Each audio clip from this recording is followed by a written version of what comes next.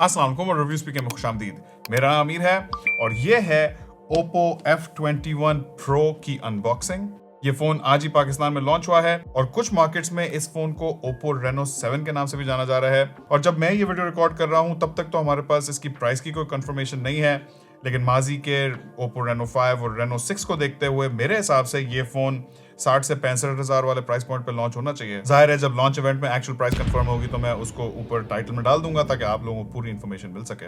अगर फोन के कुछ मेन फीचर्स पे बात करें तो F21 Pro में एक हाई रिफ्रेश रेट वाला डिस्प्ले है, 33 वॉट की सुपर वूक चार्जिंग है। लेकिन इस फोन के जो ज्यादा इंटरेस्टिंग फीचर्स हैं उनमें से एक है इसका unique fibre glass leather design. फिर इस फोन के अंदर एक माइक्रो लेंस दिया गया है। जी हाँ दोस्तों, मैक्रो नहीं बल्कि माइक्रो लेंस। इस पर वीडियो में आगे चल के बात करेंगे। और इस फोन के अंदर एक नया सोनी का सेल्फी कैमरा सेंसर डाला गया है। और आप में से जो लोग फोन्स को फॉलो करते हैं वो तो जानते ही होंगे कि मिड रेंज प्राइस ब्रैकेट में ओप्पो की कैमरा गेम को बहुत ही जबरदस्त माना जाता है। तो अब चल के करते हैं इस Oppo F21 Pro को अनबॉक्स।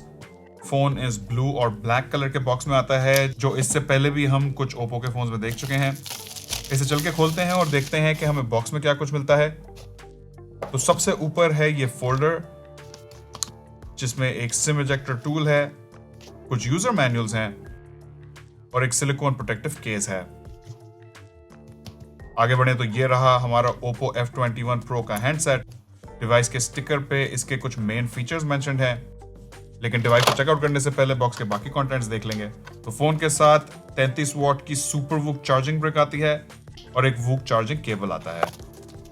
अब चेक करते हैं इस डिवाइस को। तो जैसा कि आपको इंट्रो में बताया था, इस फोन का एक बड़ा ही यूनिक सा फीचर है इसकी ये लेदर बैक, जिसे फाइबर ग्लास से बनाया गया है और ये लीची ग्रेन लेदर कहलाता है, जो कि महसूस बहुत ही सॉफ्ट होता है और इस पे आपको बारीक बारीक से लेदर के ग्रेन्स दिखेंगे। और अगर मैं इस सनसेट ऑरेंज कलर को डिस्क्राइब करूं तो मेरे हिसाब से ये ऑरेंज और येलो का मिक्स है, काफी लाइट किस्म का ऑरेंज है। और इसकी ये लेदर बैक सिर्फ इसके सनसेट ऑरेंज कलर वेरिएंट में आती है। इसका एक और कलर भी है कॉस्मिक ब्लैक और उसकी फिनिश चमकीली सी मैट फिनिश है, इससे बहुत ही मुख्तलिफ है। फिर इस फोन की फ्रेम को इस डल से rose gold almost silver colour का बनाया गया है और इस फ्रेम को फ्लैट भी रखा गया है, जैसे कि आजकल बहुत ट्रेंड में है। अब अगर फिजिकल डिमेंशंस की बात कर लें तो Oppo F21 Pro खासा स्लिम और लाइट सा डिवाइस है।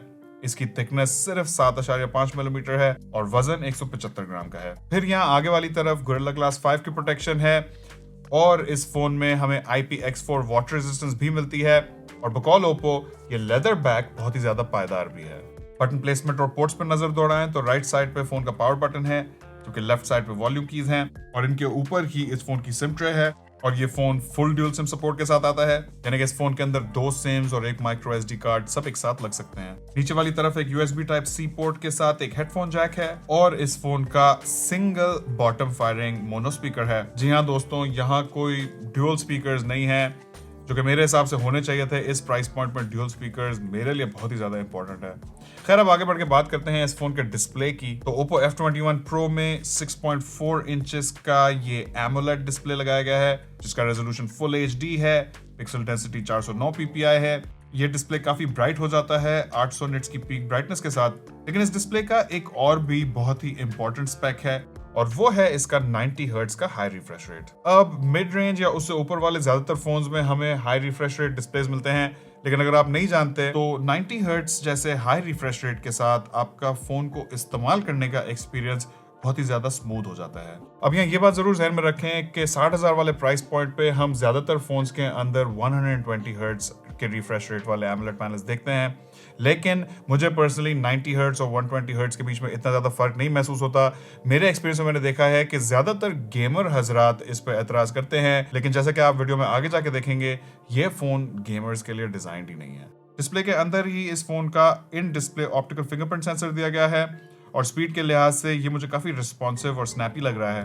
डिस्प्ले के ऊपर लेफ्ट पे ये होल पंच कटआउट दिया गया है, जिसके अंदर इस फोन का सेल्फी कैमरा रहता है। और जैसा कि आपको इंट्रो में बताया था, इस फोन का ये नया सेल्फी कैमरा सेंसर इसका एक बड़ा सेलिंग पॉइंट बताया जा रहा है। तो F21 Pro में 32 मेगापिक्सल का f2.4 एपर्चर वाला सेल्फी शूटर है और इस सेल्फी कैमरा के अंदर सोनी का नया IMX709 सेंसर लगाया गया है।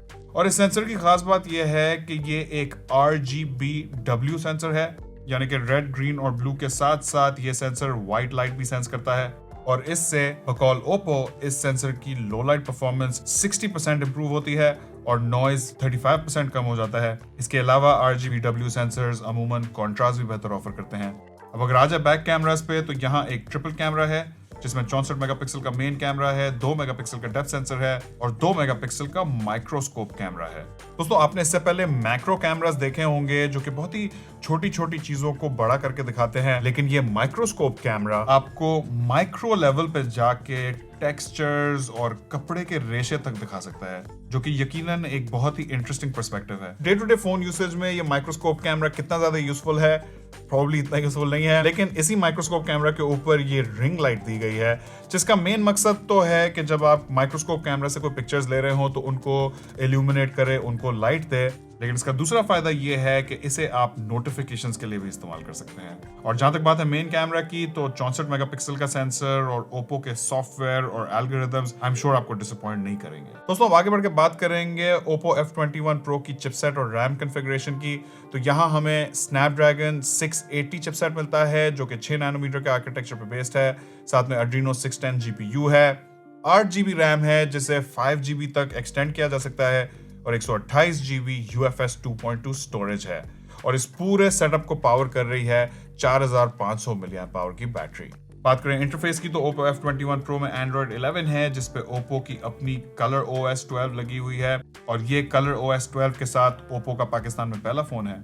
अब अगर आ जाए Snapdragon 680 चिपसेट पे तो इसे पिछले साल अक्टूबर में लॉन्च किया गया है और आजकल मिड रेंज प्राइस ब्रैकेट में ये चिपसेट फुल स्विंग में चल रहा है। ये कोई 5वां या 6ठा फोन है जिसमें मैं ये चिपसेट देख रहा हूं, लेकिन इससे पहले हमने ये चिपसेट ज्यादातर 40,000 वाले प्राइस पॉइंट के फोन्स में देखा है और वहां भी इसकी परफॉर्मेंस दरमियानी समझी जाती है। इस चिपसेट की स्ट्रेंथ है इसका 6 नैनोमीटर का फैब्रिकेशन प्रोसेस और इसकी एफिशिएंसी। और Snapdragon 680 वाले फोन्स में हम देख रहे हैं कि बैटरी लाइफ बहुत ही जबरदस्त मिल रही है। फिर 33 वॉट की सुपर वूक चार्जिंग के साथ ये फोन एमटी से फुल चार्ज में घंटा या उससे थोड़ा सा ऊपर टाइम लगाएगा। ओप्पो कहते हैं 61 मिनट। तो ये फोन चार्ज भी काफी तेज हो जाता है।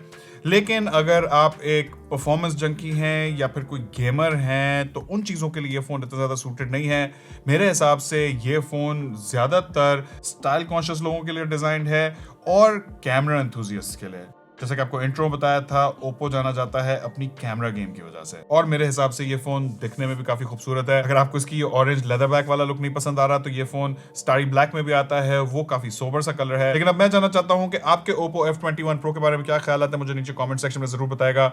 वीडियो को लाइक और शेयर करें। आखिर तक देखने का बहुत बहुत शुक्रिया। चल आपसे मुलाकात होगी अगली वीडियो में। अल्लाह हाफिज।